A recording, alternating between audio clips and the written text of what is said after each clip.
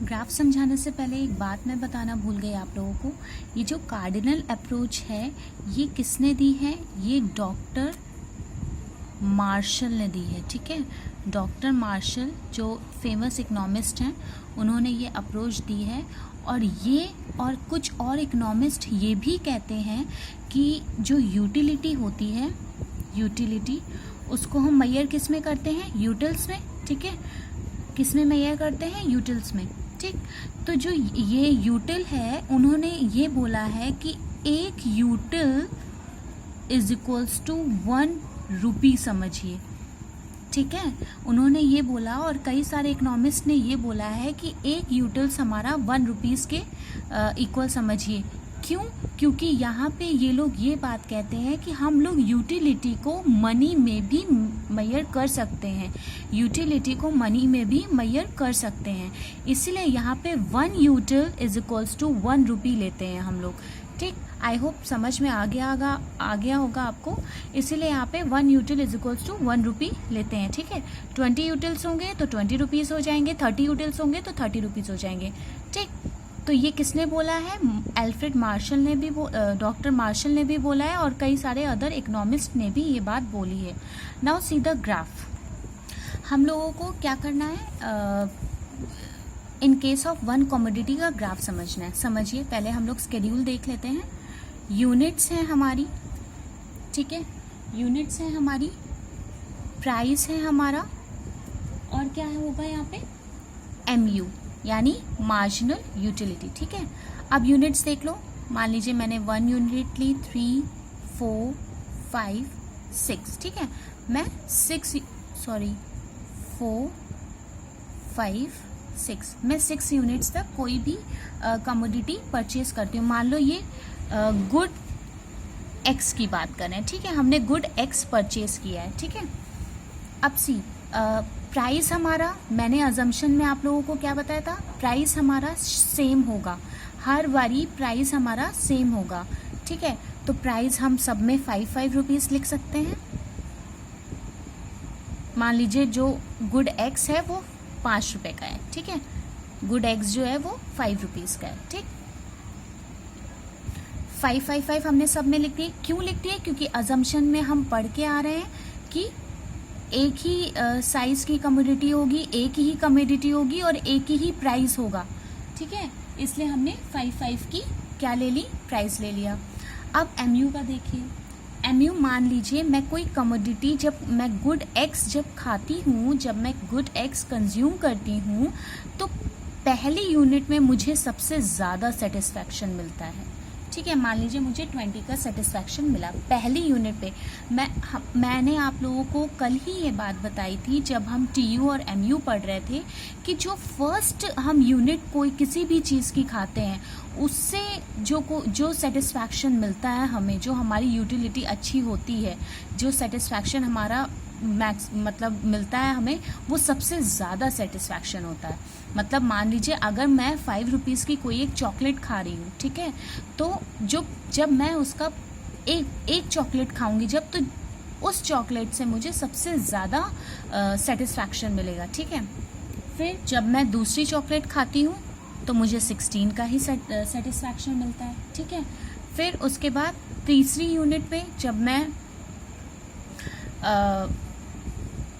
जब मैं तीसरी यूनिट की चॉकलेट खाती हूँ तो मुझे सिर्फ 10 का ही सेटिस्फैक्शन मिलता है। ठीक है, जब मैं चौथी यूनिट का खाती हूँ तो मुझे 5 का सेटिस्फैक्शन मिलता है। ठीक है, जब मैं पाँचवीं यूनिट खाती हूँ तो मुझे 0 का मिलता है, और जब मैं छठी यूनिट खाती हूँ तो ये मेरा माइनस में पहुँच जाता है। मान लीजिए माइनस हो गया 10 मान लीजिए। ठीक है, अब समझिए बात को। मैंने जब पहली यूनिट अपनी इनटेक करी, मुझे सबसे ज़्यादा सेटिस्फैक्शन हुआ। ठीक है, मुझे सबसे ज़्यादा मतलब ये लगा कि अरे वाह, मैंने अपनी फेवरेट चॉकलेट खाई। फिर उसके बाद मुझे किसी ने कहा एक और खा लो, तो मैंने कहा चलो ठीक है एक और खा लेते हैं। मतलब मेरे अंदर अभी इच्छा बाकी है, सेटिस्फैक्शन लेने के लिए मेरे अंदर अभी इच्छा बाकी है। ठीक है, फिर मैंने तीसरी यूनिट भी खा ली, बट जैसे ही मैंने चौथी यूनिट खाई तो हमारा जो प्राइस है देखो वो इक्वल टू किसके हो गया?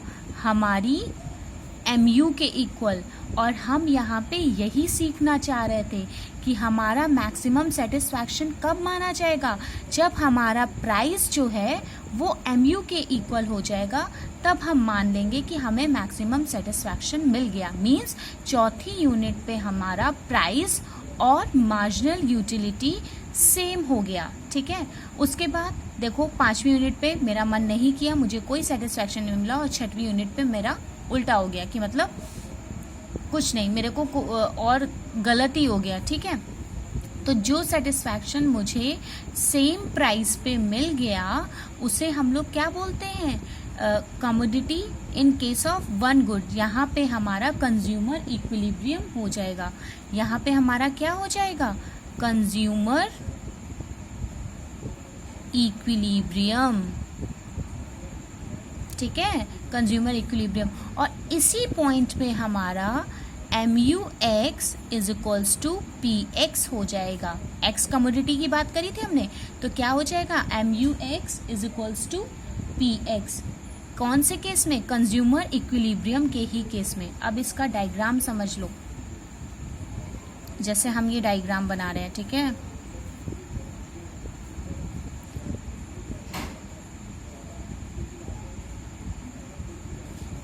ये 0 यहाँ पे यूनिट्स आ जाती है हमारी। ठीक है, कमोडिटी की, कमोडिटी X लिया था ना हमने, गुड X लिया था, तो वही लिया है। यहाँ पे हमारी क्या आती है,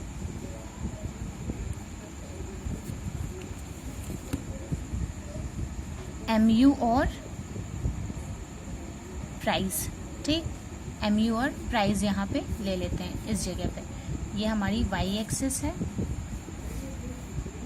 और ये हमारी X एक्सिस है। ठीक है,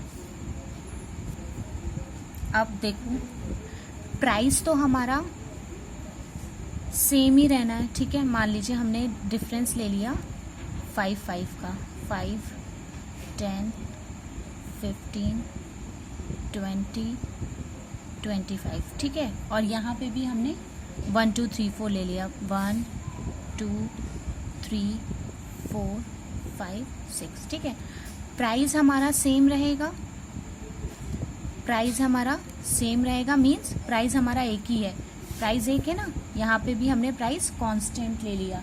ठीक है, अब पहले हमारा कितना सेटिस्फैक्शन मिला, 20 का, तो हमने 1 यूनिट पे, सॉरी थोड़ा रफली बन रहा है, समझ लीजिए ऐसे। ठीक है, 1 यूनिट पे 20 का सेटिस्फैक्शन मिला।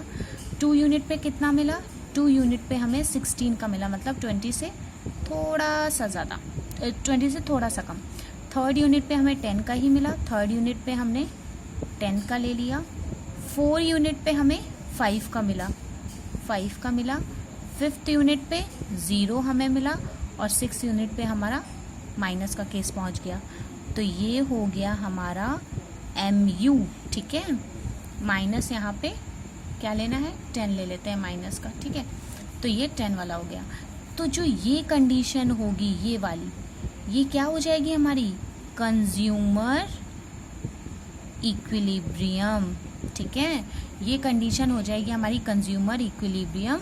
और इसी कंडीशन पे हमारा क्या आता है, MUX is equals to PX।